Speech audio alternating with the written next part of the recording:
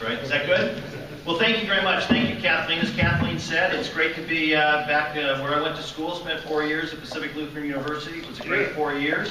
I also worked at the spaghetti factory, which is that still there, right around the corner up there? For a while. That way. Okay, I always point the wrong way. But anyway, yeah, I worked there many years ago. So it's great to be here with the Tacoma Sunrise Rotary. Thank you very much for inviting me. In fact, you didn't come to my table, but on behalf of my colleagues at AAA, and because of all the great work that the Rotary does, I'd like to put some money in that too. So don't let me leave without putting that in today. So again, thank you so much for having us here today. We scattered around this room is my posse. They're afraid to let me go out by myself, so there's lots of folks here today, and it's great to have them. Let me introduce them. Over here is Chelsea Looney, who's our Public Relations Manager. Kathleen Vickers, who's standing up over here, and she was really happy today because you live, how close are you? Oh, 5 minutes. 5 minutes away. So Kathleen is our Community Relations and Communications Specialist. Dan Kuhn, about 2 months with AAA of Washington, is our Traffic Safety Program Manager. And Molly Bruzy, where's Molly sitting? Molly, right back here, manages our Tacoma store, which I'm going to say a little bit more about, which I'm really excited about. And Les Burberry over here is our regional manager for insurance. So it's great to have them here with me. So as many of you may guess, we've been around for about 110 years. In fact, it's actually now 110 years plus a few days. We are the largest independent club within the AAA Association. We have roughly 670 employees in the state of Washington and northern Idaho. Plus, we have a lot of terrific contractors and preferred providers out there on the roads that help take care of our members. We are and are proud to be the preeminent roadside service provider in the country. I don't know if you've seen or heard any of our ads where we talk about superheroes. And we do have a lot of superheroes in our organization that go out and take care of people on the road and in our call center and make sure they get where they need to get to. We are also, just as a point of information, the largest personal lines insurance agency in the state of Washington, and also the largest leisure travel agency in the state of Washington. We've been here in Tacoma about 50 years, and we've just introduced a new concept, and Tacoma is the first place that we have done it, and we're so excited to do this. And that's, again, the property, the building, and the store that Molly Bruzy manages. I want to show you a couple slides from that. Who's been into a AAA store? So how many people have been into our new store out at 1801 Union? So quite a few of you. Those of you who haven't will know that this is a very different concept from what you usually see going into a AAA store. One of our architects, when we first started, called our the way we did things before kind of like a DMV with really nice people. But better pictures. So you can see here that this is, as I said, very different. We have a large merchandise area. And again, this is the Tacoma store. It's the only one we've done so far. We're building one right now up by the Alderwood Mall. There it is, 1801 Union, Cruise and Travel presented by AAA. Very exciting concept. One of the things, the reason we're doing this, and the reason we started here in Tacoma, it's one of our most successful stores we have, and we wanted to see, can we drive more business? Can we do more? The whole brick and mortar concept obviously is being tested because of everybody going online to make purchases and things. So we're trying to see with a new concept, a place that's a lot more engaging, a place people want to go to. Can we make it a place people want to come to and will come to? So we're very excited about that.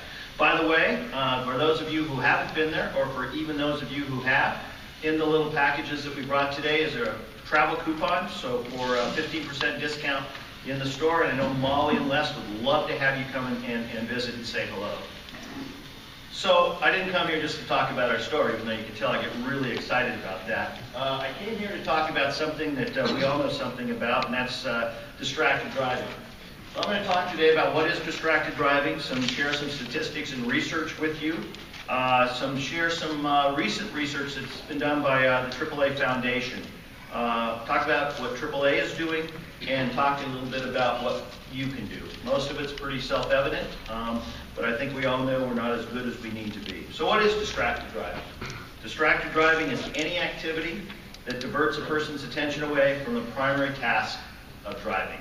was interesting coming down here. I remarked to several people, especially to Kathleen, who does that commute going back to Seattle. Pretty easy coming from where I live this morning down here to Tacoma, but I could not believe at 6 a.m. the traffic going north. So you really need to pay attention, especially when you're in traffic like that, but really anytime. So let's look a little bit at some of the different ones. Obviously, texting while driving is a distraction. Talking on your phone, eating. I'm not sure I've ever done that with two hands. Lots of people in the car, especially an issue for our youth. Putting on your makeup. And you know what, gents? We even do it sometimes too. How about a dog? I've been guilty of that. And a cat. I'm not sure I've ever seen that one. How about getting ready and setting your navigation system to where you want to go? You know, when you're driving. Most of them don't let you do it while you're driving, but some do. How about setting the radio? We all do that. Oh, saxophone. Anybody play the saxophone while you're driving? Not one I've done. How about controlling the universe from your dashboard of your car? Beam me up, Scotty. Here we go. Reading while you're driving in the car. Kids in the back seat, or grandkids in some cases, they can certainly be a distraction. I don't recommend dropping them off.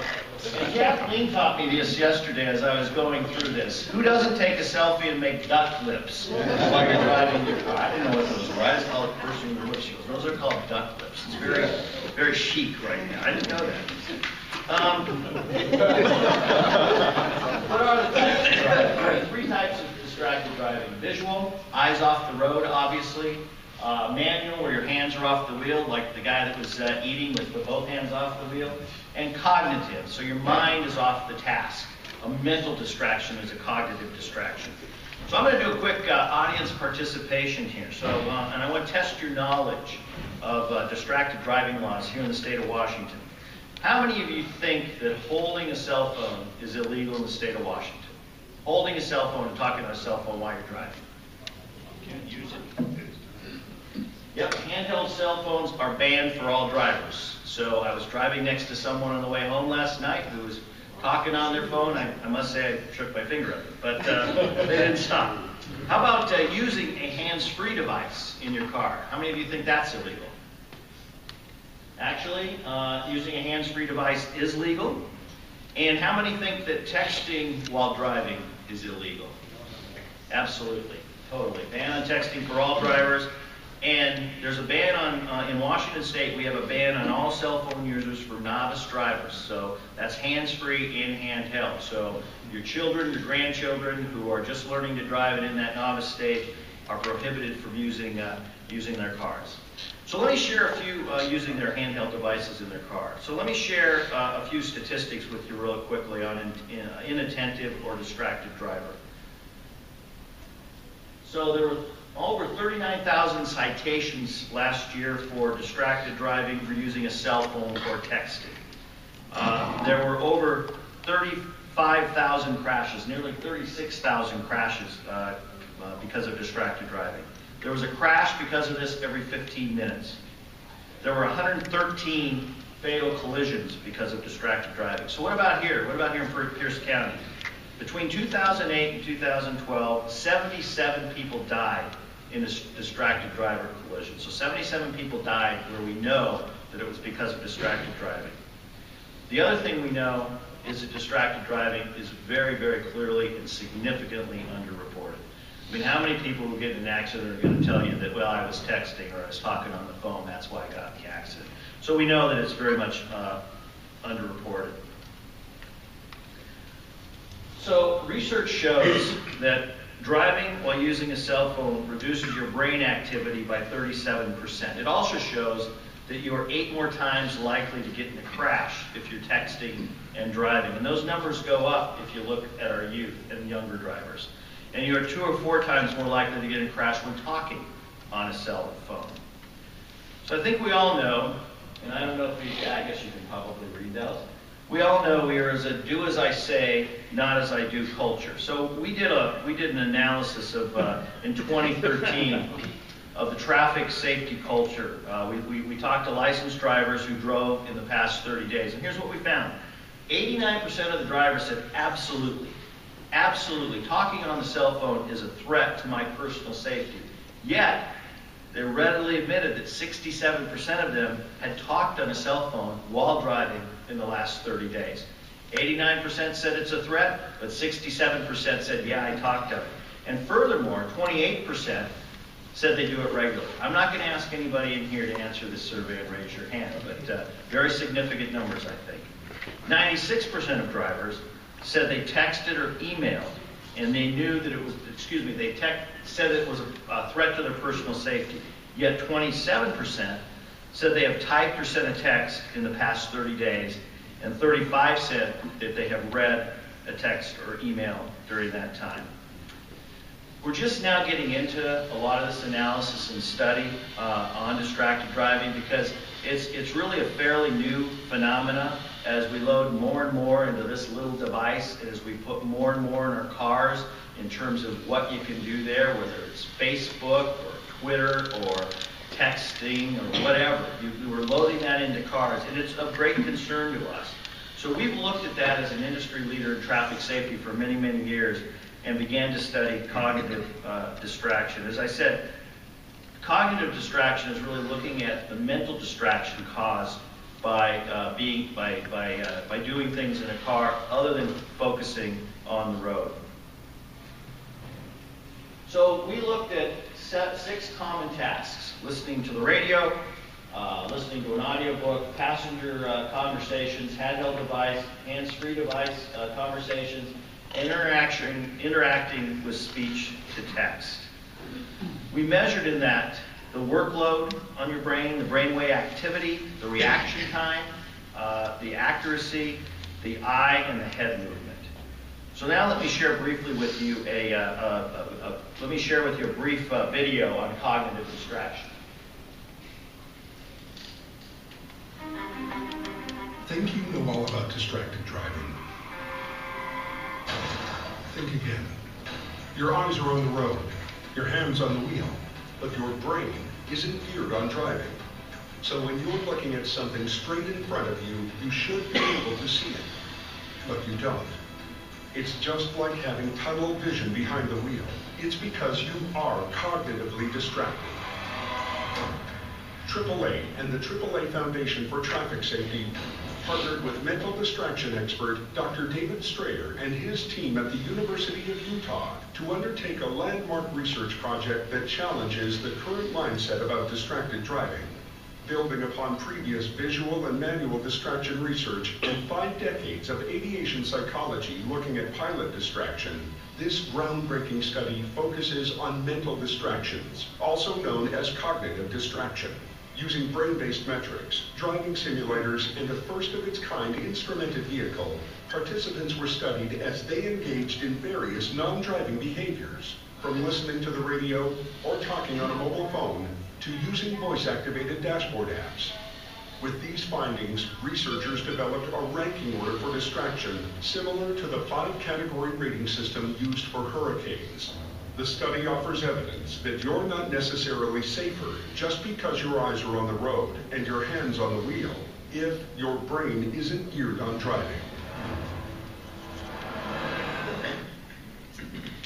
So I know many of us, including me, are guilty of thinking about other things, focusing on other things while we're driving. And clearly this study found out that there are varying degrees of things that will distract the driver, that have more significant impact on your cognitive capabilities, but just about anything can really take your mind off the road and put you, potentially you and your passengers and other cars, in a precarious position. So what were some of the key findings that came out of this research that was done? So even with your eyes on the road and your hands on the wheel, sources of this cognitive, this mental distraction, impaired driving by suppressing your brain activity, increasing your reaction time, decreasing the accuracy, decreasing your visual scanning. So you're not just focused straight ahead, but you're looking to things that can come at you on the periphery as well. So this is the way that the researchers kind of segmented the different levels of distraction into different danger areas. Mild danger, listening to the radio or listening to an audiobook. They found that there was moderate danger in using a handheld cell phone, or a hands-free cell phone. So no difference between a handheld and a hands-free cell phone in terms of the distraction created.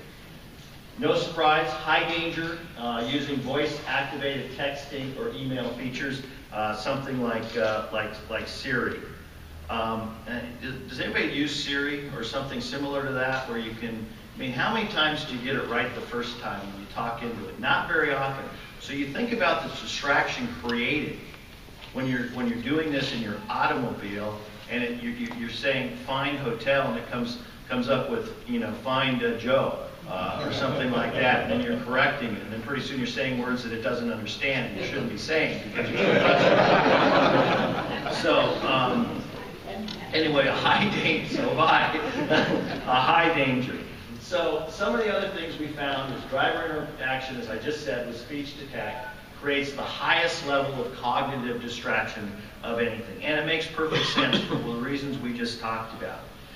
The bottom line, as I said earlier, hands-free, even though it's legal, does not necessarily mean risk-free. So what are we doing about this? What are the things that AAA is doing, as I said, as a longtime advocate for traffic safety?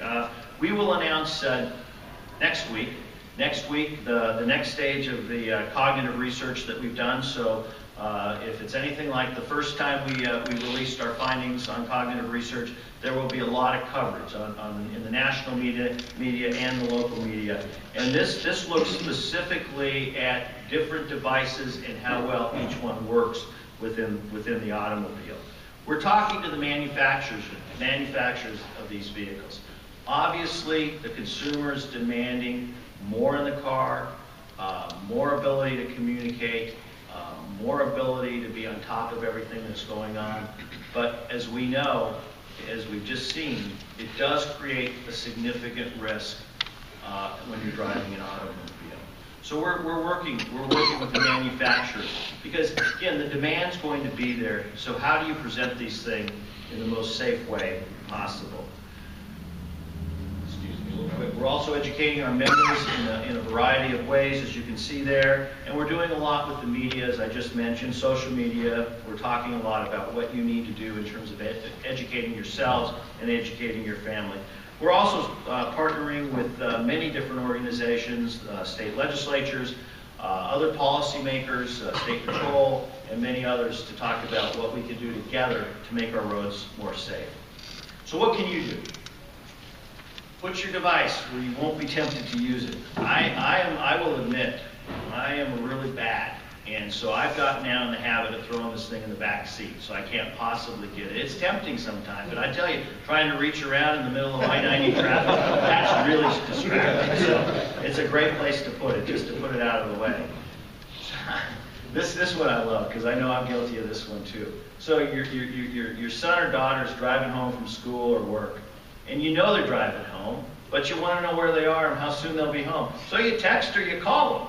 And you tell them, do not talk while you're driving in the car. And then you put them in that situation where you're asking them things. Educate your loved ones. Talk to them about what's safe. And I'll tell you, our youth of today who live on this thing and do everything with this thing, they are really the target that we really need to spend time with, because the risk is so high for that generation in terms of while they're driving. Heck, it's a risk when they walk through the mall, with their face down.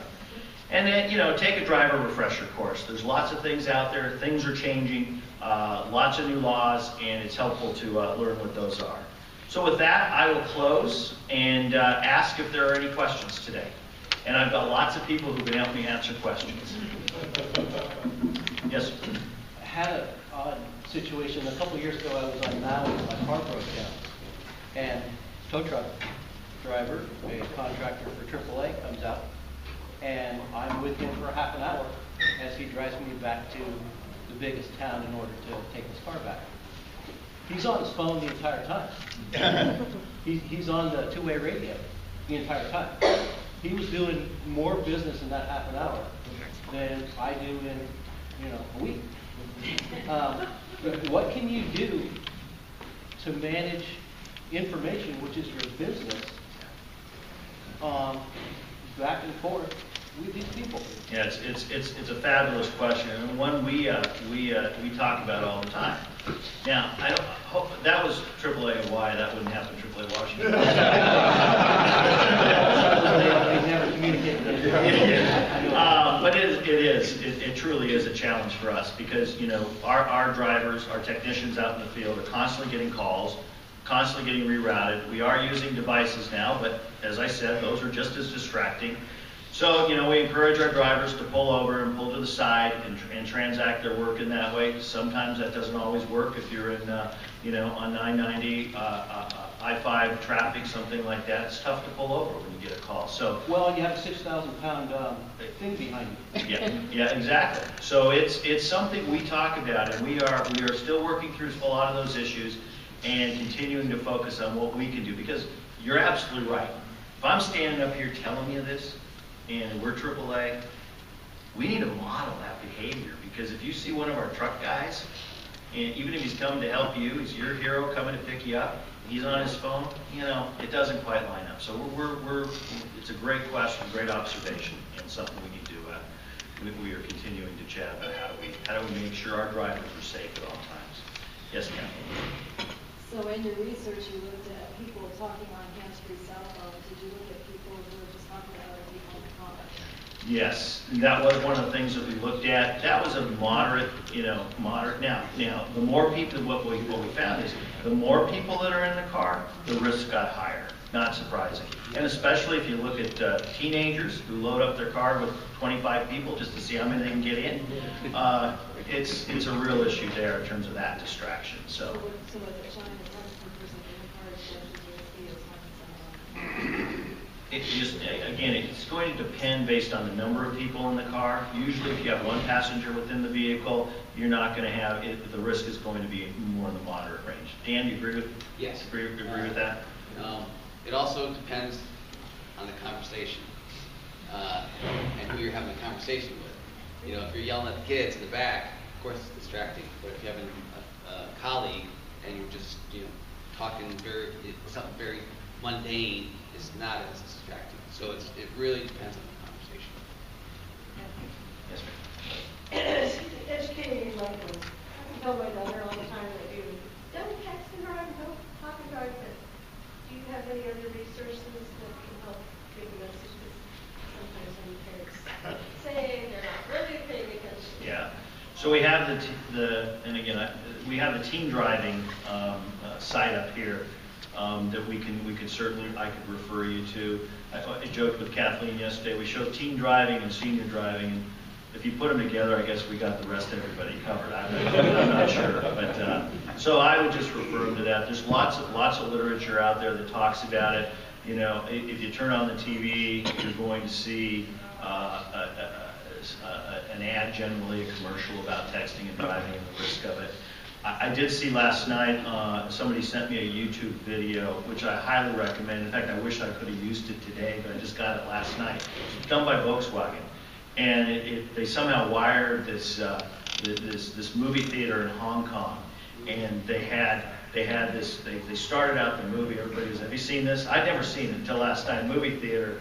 And then all of a sudden, they ring the phones, everybody looks down, and then the car crashes. I mean, the message is pretty clear. You look at that phone, and in an instant, you could hit a tree or something like that. So, very cool.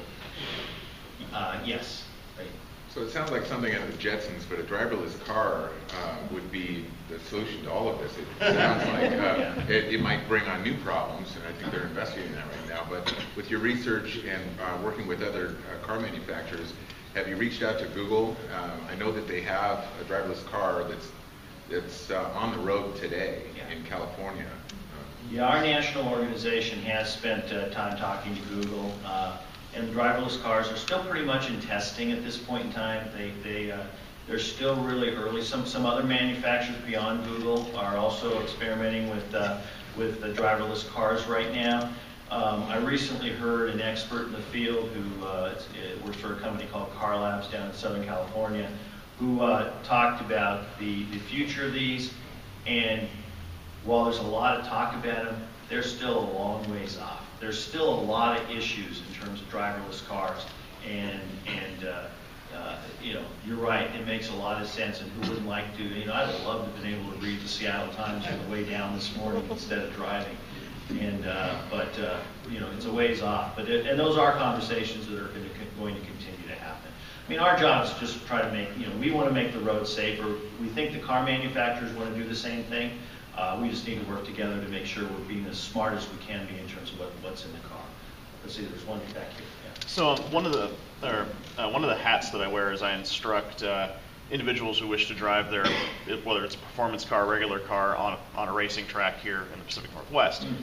And during the initial interview process of talking to them, hey, what's your experience level, things of this nature, a couple things that always and this always 80% of the time usually happens, is basic things that you would expect someone to know about their automobile are things that they have no idea even about. I would say 80% of my students have no idea how to properly adjust their mirrors. Probably over half of them have no idea how to properly adjust their seat. Another half of them probably have no idea what their tire pressures are, even though most of them one guy came in with 4 PSI in one of his tires. For those of you in the know, that's not a good thing. And in fact, one of the individuals who I was showing how to adjust his mirrors say, oh, I didn't even know I had to do that. My car has blind spot detection. Why do I even need to bother using my mirrors? And is there any push back to the manufacturers or the state of Washington to really pick up on the fact that, when I got my driver's license, who knows how long ago, it was a 10-minute test, a 5-minute driving test. It was absolutely a joke compared to other countries. And I have a lot of colleagues, a lot of friends throughout the world, and they tell me how, you know how hard it is to get a driver's license in Germany or France. Is there any push here locally to really educate these drivers to, not only appreciate the fact that, yes, we have a lot of modern technologies that, in my opinion, are starting to make people less of a driver and more of a passenger in what is essentially a big, huge rocket? No, you're absolutely right. Dan, do you want to answer? You're the expert on this in terms of, we are spending a lot of time with the manufacturers on this and pushing back and raising these issues. As you can probably appreciate, there's not always a great deal of receptivity. There's a 10-year planning horizon for automobile manufacturers, so what we're seeing today actually were being developed 10 years ago. I love your point. It's how many times have you gotten in a rental car and all of a sudden it starts to rain? Where are the wipers? How do I turn the wipers? And you talked about distraction. So really quick, because I know I'm sensitive and we're getting close to your time. So Dan, you want to add something to that? Well, I was just going to say, unfortunately, remember driver's education you took in high school? Well, majority of the schools do not do that anymore. And that comes down to funding resources. We're looking to shift a lot of that to online, doing online courses, tapping into the for-hire driver training schools as a resource. But unfortunately, it's still going in the opposite direction as being more educated. That being said, we're opening up or actively pushing for mature drivers, experienced drivers to reach out and expand their driving skills. Do you know now in Washington State, motorcycle drivers can take a left turn at a red light signal now? Yeah. Say that again. Motorcycle driver can drive up to a light and turn left now, if the light doesn't switch. Because the roads now all have basically a sensor in it, and what's happening is it's not kicking the light switch over. So now they can turn left with abundance of caution, of course, but they can take a left turn. On a red light? On a red light. So, updating new laws, a lot of testing your driver skills. It's not just for the young folks. Older, mature drivers, myself, I took the online course and I go, gosh, I didn't know that rule. So, it's out there. So, it's for all of us. Thanks very much, Dan. Thank you very much. It's a pleasure to be here today, and thanks for hosting my team and our team. And for those of you who are AAA members, thank you very much for being part of the AAA family. For those of you who are not, we love big families.